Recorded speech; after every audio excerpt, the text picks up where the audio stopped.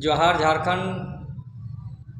दोस्तों, कोडरमा लोकसभा से निर्दलीय उम्मीदवार के रूप में मैं सुरेंद्र कुमार अग्रवाल आ रहे हैं और आज हम पूरी चर्चा करेंगे कि चुनाव लड़ने का मेरा मुख्य मकसद क्या है। और इसमें जो हम लोग ये डिटेल्स बताएंगे कि आखिर इतने दिग्गज लोग लगे हुए हैं चुनाव में और आखिर आप आए हैं, तो लोग जो है 50% अगर पॉजिटिव देता है तो 50% लोग नेगेटिव देता है। लेकिन आज हम चुनाव की एक फंडा के बारे में बात करते हैं। आप लोग वीडियो में बने रहेंगे और पूरे अंत तक वीडियो देखें ताकि आपको मेरे विचारधारा के बारे में समझ में आ जाएंगे और आपका जो अपना अधिकार है महापर्व लोकतंत्र का और लोकसभा में आपका योगदान है, इसके बारे में भी आप लोग जानिए। देखिए, सबसे पहले है कि जितने भी सेंट्रल पार्टी हैं जैसे बीजेपी हो गया और एक तरफ से महागठबंधन की पार्टी ने अपने अपने उम्मीदवार को उतारा है। अब ये दोनों के बीच में एक निर्दलीय जो पढ़े लिखे इंसान और चुनाव में आ रहे हैं, आखिर क्या बात है। कहा जाता है ना कि लोगों में बहुत सारे लोग कहते हैं कि इतने दिग्गज लोग आ रहे हैं चुनाव में और आपके पास फंडिंग भी नहीं है, आपके पास ना तो पूर्ण रूप से आपका कार्यकर्ता है बना हुआ है या तो फिर और टीम है।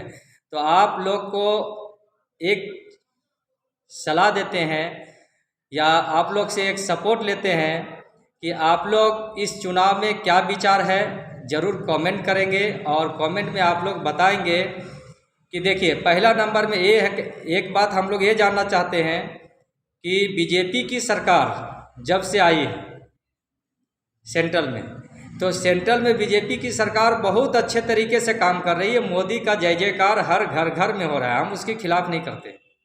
लेकिन आप ये जानिए कि आपका स्थानीय क्षेत्र में कितना विकास हुआ उसके बारे में। हम सेंट्रल में नरेंद्र मोदी के खिलाफ नहीं कर रहे हैं, बीजेपी के खिलाफ नहीं कर रहे हैं। हम ये कह रहे हैं कि स्थानीय नेता जब आए हैं और उसे मंत्री पद का मिलने के बावजूद तो स्थानीय नेता ने स्थानीय क्षेत्र में क्या विकास किया, स्थानीय क्षेत्र में किसानों के लिए उसने क्या किया, उसने गरीबों के लिए क्या किया है, उसने क्या है विद्यार्थियों के लिए क्या किया है, उसने बेरोजगारों पर क्या अपना फंडा अपनाया है जिससे रोजगार दूर हो जाए। तो ऐसे सारी समस्याएं आता है कि स्थानीय नेता ने केवल जो है एक टैग लगा के रखा है जो किसी सपोर्ट सिस्टम के माध्यम से जीतते आ रहा है और एक मजबूत के रूप में बन गया है, जिससे आज कभी फंडिंग दे देता है, पैसा मान लेते कि करोड़ों खर्च करता है। तो करोड़ों खर्च करता है तो एक प्रकार का वो बिजनेस हो गया कि करोड़ों खर्च किया है। करोड़ों खर्च करने के बाद वो करोड़ों रुपया उससे वसूल ही करता है और 5 साल तक वसूल करता है। एक दिन खर्च करता है, चुनाव के समय किसी जनता के पास 500,000 रुपया पहुँचा, किसी के पास नहीं भी पहुँचा। कितने लोग जो है कि उसके पास जो उसका लाभ ले भी पाया और नहीं ले पाया। तो एक प्रकार से ये जो होता है कि करप्शन के तो थ्रू से अगर आप पैसा ले करके किसी भी व्यक्ति को अगर वोट देते हैं तो आप ये दिल में जान रहे हैं कि हम 500 घूस खाएं तो वो तो 5 साल लूटेगा ही। उसी तरह से जब उसकी झूठी वादाएं होता है कि हमने 2 करोड़ नौकरी देंगे, 5 करोड़ नौकरी देंगे, तो नौकरी की आंकड़ा निकालना चाहिए। अगर मान लेते एक रिक्शा चलाने वाला, समोसा बेचने वाला या मुंबई में हो या दिल्ली में हो, तिहाड़ी है, मजदूर है, जो भी व्यक्ति काम कर रहे हैं, अब अपने बच्चे को अच्छी शिक्षा दे रहे हैं, ये भी जानते हैं कि हमारा स्थानीय नीति झारखंड का है, हम झारखंड के रहने वाले हैं, उतनी दूरी कमाने के लिए गए हैं, बहुत बढ़िया, वहाँ की स्थानीय नीति आपको नहीं मिल पाएगा। प्लस आप बच्चे को इसलिए पढ़ा रहे हैं कि ताकि भविष्य में हमें रोजगार मिलेगा, हमें क्या है कि नौकरी मिलेगी। या ऐसा थोड़े ना कि चाय बेचने वाला चाह रहा है कि हमारा बच्चा भी चाय बेचे। तो वो जो पढ़े लिखे की जो नीति बनाया हुआ है, किसान का क्या चाह रहा है कि हमारा बच्चा किसान ही हो। तो सबसे बड़ा शिक्षा पर बहुत बड़ा आघात पहुंचाया और इसने इस पर कोई भी प्रकार का नियोजन नीति नहीं बनाया, किसी भी प्रकार का उद्देश्य। आप पहले नेता किसी भी तरह का भाषण देने के लिए जाए आपके क्षेत्र में, बोलिए कि आपने क्षेत्र में रहते हुए आपने क्या क्या काम किया। आपने अगर 10 सालों से रहा है, 5 सालों से रहे हैं, तो आप बता दीजिए अपना क्षेत्र की क्या है। उसी तरह से महागठबंधन की सरकार जब झारखंड में बनी है तो उसके आधार पर महागठबंधन ने अपना टीम में फेस बदल बदल करके लोगों जनता के पास जा रही है और वो भी वही लालच दे रहा है क्योंकि उसके पास बहुत सारे पैसे हैं, फंड है, तो इसके आधार पर किसानों तक क्या हर व्यक्ति तक पहुंच जा रहा है, हर प्रखंड स्तर तक उसका कार्यकर्ता पहुंचा हुआ है। तो ऐसे सिचुएशन में वो क्या है कि अपनी पैसा के दम पर हर किसी के पास पंपलेट पोस्टर के आधार पर पहुंच जाएगा। लेकिन ये बताइए कि झारखंड का जो अभी स्थिति, क्या आप जान लेते हैं कि जाति की जो राजनीति किया जा रहा है, धर्म की जो राजनीति किया जा रहा है, उसको आप छोड़िए, आप स्थानीय नेता को देखिए कि स्थानीय नेता ने क्या किया। अब स्थानीय नेता ने अगर किसी भी प्रकार का वो अगर डेवलपमेंट को नहीं दिखाया है, तो आप उसको किस आधार पर वोट देना चाहते हैं? जाति के आधार पर, धर्म के आधार पर, या पार्टी के आधार पर देना चाहते हैं? तो आप पढ़े लिखे होकर के लोगों को ये जागरूक कीजिए कि आखिर एक शिक्षक, एक पढ़ा लिखा नौजुवक जिसे ये चुनावी मैदान में एक दाव ठोक दिया है, दावा ठोका है कि हम लोकसभा का चुनाव लड़ेंगे, वो भी निर्दलीय से लड़ेंगे क्योंकि हमारा किसी भी पार्टी का टैग नहीं लगा है। तो मेरी स्पष्ट रूप से विचारधारा आज हम बताने जा रहे हैं, और मेरा विचारधारा नंबर 1 है कि सबसे नंबर 1 विचारधारा होगी कि जिसमें विचारधारा नहीं है, वो व्यक्ति में जिसे समाज के लिए कोई काम करने की नहीं है, किसी पार्टी का टैग लगा हुआ है, तो समझिए कि आपको दिग्भ्रमित कर रहा है। आपको चुनाव में केवल आपको लाभ दिखाएंगे, बड़े बड़े सपने दिखाएंगे, और उसी प्रकार से आप जो है, जैसे देखिए अगर आपका कोई नेता हो या कोई भी व्यक्ति, आप डायरेक्ट फ़ोन नहीं उठा रहा है, आपकी कोई पर्सनली काम नहीं कर पा रहा है, तो आप ऐसे सिचुएशन में उसके लिए क्यों वोट देंगे? आपका कारण क्या है? हम धर्म और जाति के नाम पर अगर जाति की भी वोट देते हैं, तो क्या जाति एक पर्सनल व्यक्ति की राजनीतिक है? अगर आपको एक छोटा सा एग्जाम्पल देते हैं कि अगर कोई व्यक्ति लैब असिस्टेंट का एग्ज़ाम दिया, पीजीटी का दिया, या सीजीएल का एग्ज़ाम दिया, या जेपीएससी का एग्ज़ाम दिया है, तो क्या उसमें जादव लड़का नहीं था? क्या उसमें राणा लड़का नहीं था? क्या वो सब बढ़ी नहीं था? कौन सा लड़का लड़की नौजुवक है जो बेरोजगार नहीं है? बताइए उसकी क्या नीति थी सरकार का जो असफल रहे और वो ज्वाइन नहीं कर पाए, और 5 लाख नौकरी का वादा करने के बावजूद भी उसने 50,000 नौकरी नहीं दे पाए। पहला नंबर। दूसरा नंबर पे हम लोग क्या है कि ये जो है कि सरकार का, आपने बीजेपी की सरकार को भी देखे, हम ये नहीं कहते कि सेंट्रल में राहुल गांधी क्या अच्छे काम कर रहे हैं या गलत काम कर रहे हैं, या फिर नरेंद्र मोदी क्या सही काम कर रहे हैं और गलत काम कर रहे हैं। ठीक है, सेंट्रल में नरेंद्र मोदी से बढ़िया कोई प्रधानमंत्री नहीं, हम बीजेपी के खिलाफ नहीं कर रहे हैं, लेकिन स्थानीय नेता क्या आपका काम कर रहा है? आपके क्षेत्र में जागरूक है? या तो फिर पार्टी बदल करके 25 खोखा, 30 खोखा, 50 खोखा, या तो फिर क्या है कि अपने ब्लैक मनी को छुपाने के लिए तो पार्टी में शामिल नहीं हो रहा है। तो ऐसे सिचुएशन, सारे स्थिति को समझने के लिए आप राजनीतिक कीजिए। राजनीतिक एक समोसा बेचने वाला भी समझना चाहिए, चाय बेचने वाला, रिक्शा चलाने वाला, दिहाड़ी मजदूर, हर किसी को राजनीतिक समझें। लोकतांत्रिक देश है हमारा, और इसके अहम को भी जाने कि हमारा वोट का कितना बड़ा महत्व है, अधिकार है। अगर आपको 500,000 रुपया देता है, एक वक्त का खाना देता है, तो आप समझिए कि उसको अगर 365 से निकालते हैं ना, तो उतना भिखारी भी नहीं लेगा। अब रह गया कि इसमें देखते हैं कि हमारा मुख्य मकसद क्या है चुनाव में आने का। मेरा मुख्य मकसद ये है कि समाज सेवा की विचारधारा पे आ रहे हैं, और विचारधारा में नंबर 1 है कि जो उसने किसानों के लिए जो दिया हुआ है, कि किसानों के लिए पहले क्या है कि आप भीख मांगने वाला सिस्टम नहीं, 5 किलो अनाज देना तो दीजिए, 5 किलो अनाज, लेकिन उसे संसाधन दीजिए और उसे व्यवस्था दीजिए। 1,000-2,000 रुपया, कम से कम 2,000 की राशि दीजिए, जिससे वो अपना खेती बाड़ी अच्छा से कर सके।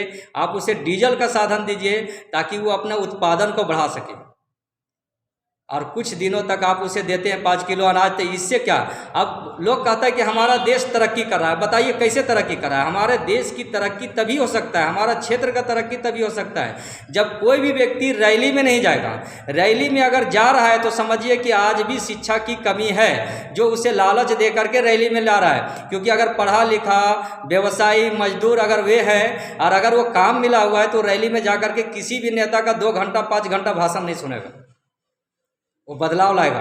अब रह गया कि दूसरा है विद्यार्थियों का। अगर मान लेते वृद्धा पेंशन देते, विधवा पेंशन देते, 1,000 रुपया देते, उससे कुछ नहीं होने वाला है।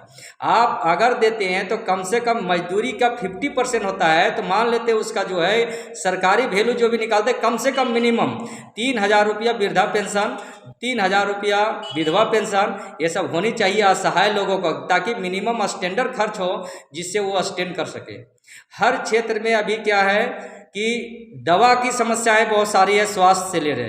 तो स्वास्थ्य में क्या है कि पंचायत क्लिनिक, हर पंचायत पर क्लिनिक हो, जो संभल नहीं पा रहा है कहाँ पर, ब्लॉक स्तर पर, उसकी सुविधा होनी चाहिए। जो सुविधा, ये मेरी विचारधारा है कि हम इस साधनों को लाएंगे। तीसरा हो गया कि बहुत सारे जमीन का एक विवादित मामला को ला दिया है कि बहुत ऐसे प्रतिबंधित सूची में डाल दिया गया है जमीन का।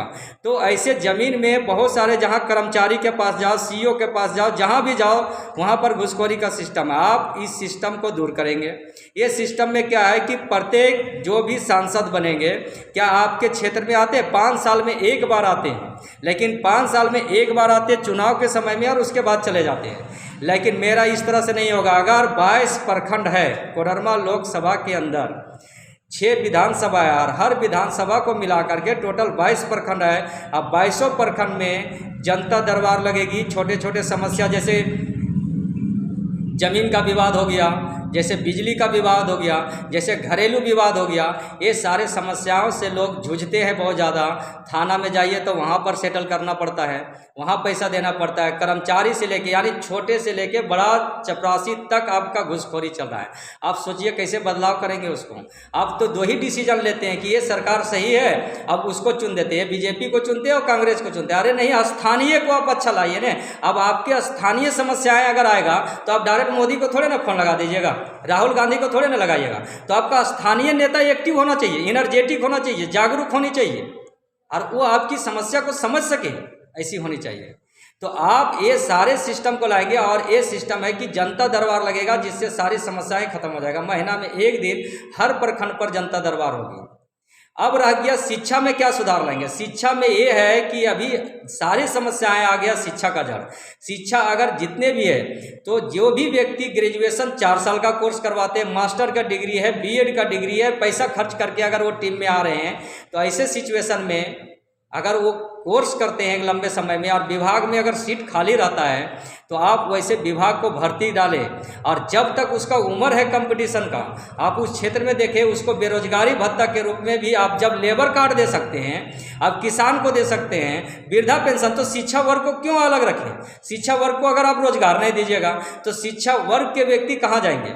आपका क्षेत्र में इतना खनिज संपदा से झारखंड भरा हुआ है कि हर व्यक्ति चाह रहा था कि झारखंड अलग होगा, तो एक सोने की चिड़िया मिल रहा है, जिसमें हर घर में रोजगार मिलेगा, हर हाथ में जो है उसको रोजगार मिलेगा, हर क्षेत्र में नौकरी मिलेगा।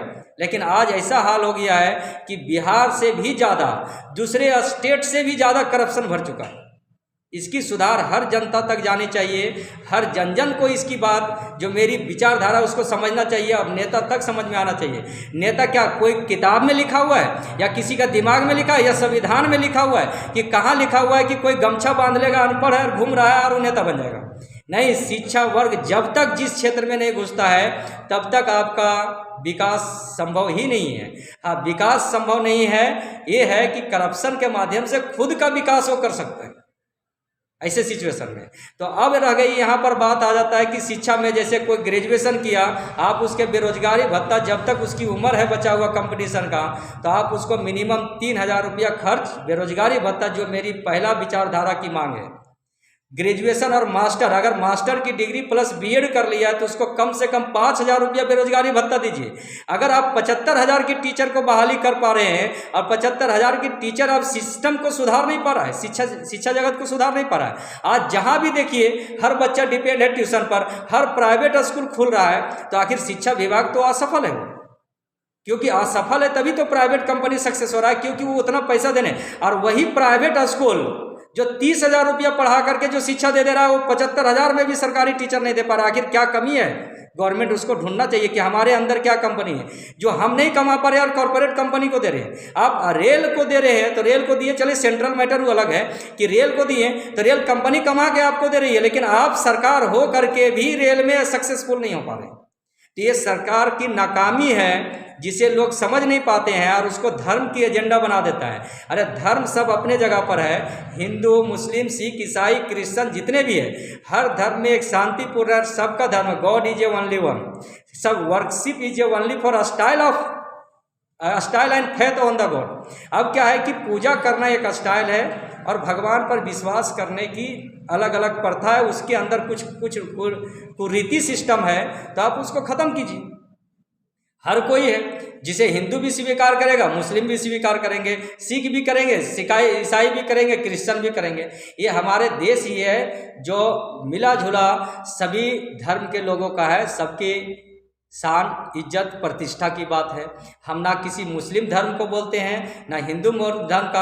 हम अब एक शिक्षक है तो हम विद्यार्थियों के ये थोड़े ना कहते कि मुस्लिम में नहीं पढ़ाएंगे। आप ऑटो में बैठते तो क्या कहते कि मुस्लिम में नहीं देंगे, ये हिंदू है, सिख है, ईसाई क्रिश्चियन नहीं देंगे। आप दुकान खोलें तो क्या, आप जो भी काम कर रहे हैं सब कोई भाईचारा से मिल के रह रहा है। ये धर्म का एजेंडा सेंट्रल लेवल में चल रहा है, केंद्रीय सरकार का धर्म का एजेंडा है, इसे आप चलाइए, कोई बड़ी चीज़ नहीं। लेकिन हमारे जब स्थानीय मुद्दा की बात आता है तो यहाँ जाति की एजेंडा पर ले आते हैं। अब हिंदू में भी तो जाति बांट देते हैं, अब जाति के आधार पर लाते हैं कि हमारा जादव है तो जादव को वोट देंगे, तो ये जो है सिंह है तो सिंह को वोट देंगे, बाकी जितना है वैश्य समाज है वो अपना क्या है एक तरफा चला जाता है। तो नहीं, जातीयता के आधार पर नहीं होनी चाहिए। अगर जातीयता के आधार पर देते हैं तो आप गलत कर रहे हैं और आपका जो आने वाला भविष्य है वो धीरे धीरे आपके बच्चे भी ब्लाइंड हो रहा है। इस चीज़ को समझिए। हमारी नीति जो है साफ है, स्पष्ट है कि हमारे विचारधारा विद्यार्थियों के लिए क्या है, किसानों के लिए क्या है, विधवा और वृद्धा के लिए क्या है, और जो है स्थानीय लोगों की जो समस्याएं हैं उसके लिए क्या है। और रह गया कि अब देखिए मैन्युफैक्चरिंग कंपनी फैक्ट्री ये सब आता है तो ये क्या करता है, तो ये आने के बाद जहाँ जहाँ अभी ज़मीन प्रतिबंधित सूची के अंदर है वो सारे ज़मीन को वो ले लेता है। लेने के बाद उसको एक पर्सनल नौकरी देता है। देखिए ये हम बता रहे हैं कंपनी के बारे में। आज कंपनी के बारे में समझिए और हर जन तक लोग कभी एग्रीमेंट नहीं कीजिएगा। अगर कंपनी आती है तो कभी एग्रीमेंट नहीं करना है, क्योंकि और एग्रीमेंट में शर्त होता है। अगर कोई कंपनी आता है तो कहता है कि हम आपके क्षेत्र में आता है कंपनी बना रहे हैं, आपको जिसका ज़मीन जाएगा उसको हम एक नौकरी देंगे। एक नौकरी उसने 60 सालों के लिए दिया नौकरी, लेकिन वो एग्रीमेंट 60 साल के बाद अगर वो व्यक्ति मर जाता है तो वो ज़मीन चला जाता है किसको, कंपनी को। लेकिन वो इसे एग्रीमेंट में टर्म कंडीशन लिखा रहता है, आप लोग पढ़िए ध्यान से, अंग्रेज वाला फॉर्मेट है। और वो जिंदगी कई वर्षों तक, कितने 100 सालों तक, 500 साल तक वो कंपनी चलते रहेगा। लेकिन आप तो एक ही नौकरी लिए, लेकिन वहाँ एग्रीमेंट एक शर्त पर कीजिए कि जब कंपनी आती है और कंपनी एग्रीमेंट मांगता है तो वहाँ एग्रीमेंट दीजिए कि हम जमीन के बदले नौकरी लेंगे, और नौकरी लेंगे और अगर किसी कारण से कंपनी खत्म हो गया या हम खत्म हो गए तो फिर ये जमीन वापस मेरे ही पीढ़ी को मिलेगा।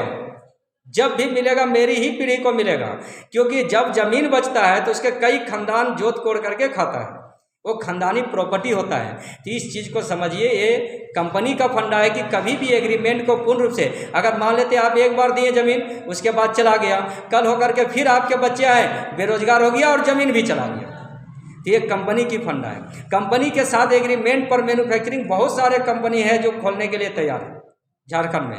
अब रह गया कि मेरी फंडिंग कहाँ से होगा। करोड़ों रुपया है, मान लेते महागठबंधन के बड़े दिग्गज लोग रखे हैं अपने अपने ब्लैक मनी को छुपाने के लिए या खर्च करने के लिए, वो तो पूरा झोंकेंगे क्षेत्र में पैसा।